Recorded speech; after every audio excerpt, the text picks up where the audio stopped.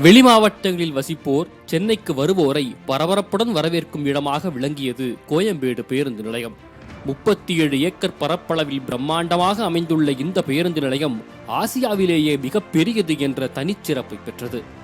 ஒரே நேரத்தில் 270 பேருந்துகள் நிறுத்தக்கூடிய அளவில் இருக்கும் இந்த பேருந்து நிலையம் 2 லட்சம் பயணிகளை கையாளும் திறன் கொண்டதாகும். இந்த நிலையில் வண்டலூரை அடுத்த கிளாம்பாக்கத்தில் புதிய பேருந்து நிலையம் கட்டப்பட்டு கடந்த டிசம்பர் 21ஆம் தேதியன்று திறப்பு விழா கண்டது. அதிலிருந்து எந்நேரமும் பரபரப்பாக இருந்த கோயம்பேடு பேருந்து நிலையம் வெறிச்சோடி காணப்படுகிறது.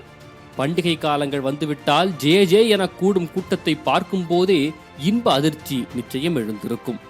தீபாவளி, பொங்கல் பண்டிகைகளின் போது தங்கள் சொந்த ஊர்களுக்கு செல்ல விரும்புவோர் கோயம்பேடுக்கு சென்று தங்களுக்கான பேருந்துகளை தேடி பிடித்து தண்ணீர் பாட்டில்கள், தின்பண்டங்கள் ஆகியவற்றை வாங்கிவிட்டு ஆர்வமுடன் அமர்ந்திருப்பர். கோயம்பேடு பேருந்து நிலையத்தின் வாயிலை விட்டு தாண்டிய போதே சென்னை சுற்றுவட்டாரத்தையே தாண்டியதா எண்ணம் மனதில் பிறந்திருக்கும். இதற்கிடையே பேருந்துகளை ஒழுங்குபடுத்தும் போக்குவரத்து போலீசார், அவர்களை காவல் தெய்வமாய் கருதும் பொதுமக்கள், பயணிகளுக்கு நிம்மதியை தரும் துருப்பிடித்த நூற்றுக்கணக்கான சிம்மாசனங்கள், பேருந்து நிலையத்தின் வெளியே பயணிகளை துரத்தி பிடிக்கும் ஆட்டோ டிரைவர்கள், 20 அடி இடைவெளியில் உணவகங்கள், நாற்றம் எடுத்த கழிவறைகள், அதற்கும் 10 ரூபாய் கட்டணம் போடும் ஊழியர்கள் என இவ்வாறு பல நினைவுகளை தாங்கிய கோயம்பேடு பேருந்து நிலையத்தின் இன்றைய நிலை.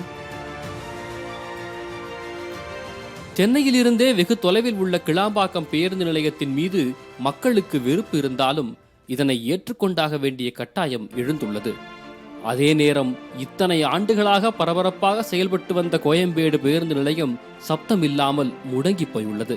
தேநீர், தின்பண்டங்களை விற்கும் கடைகள் பெரும்பாலும் அடைக்கப்பட்ட நிலையில் பயணிகள் இல்லாததால் ஆட்டோ டிரைவர்களும் வருமானம் இன்றி பரிதவித்து போயுள்ளனர். போக்குவரத்து நெரிசல் இல்லாத மாநகரமாக சென்னையை மாற்றுவதற்கான நடவடிக்கைதான் இது என்றாலும் கோயம்பேடு பேருந்து நிலையத்தை நம்பி இவ்வளவு ஆண்டு காலம் தொழில் செய்து வந்தவர்களுக்கு அவசரகால நடவடிக்கையாக ஏதேனும் உதவிகள் செய்தால் புண்ணியமாக இருக்கும் என புலம்புகின்றனர் வியாபாரிகள் மற்றும் ஆட்டோ டிரைவர்கள்.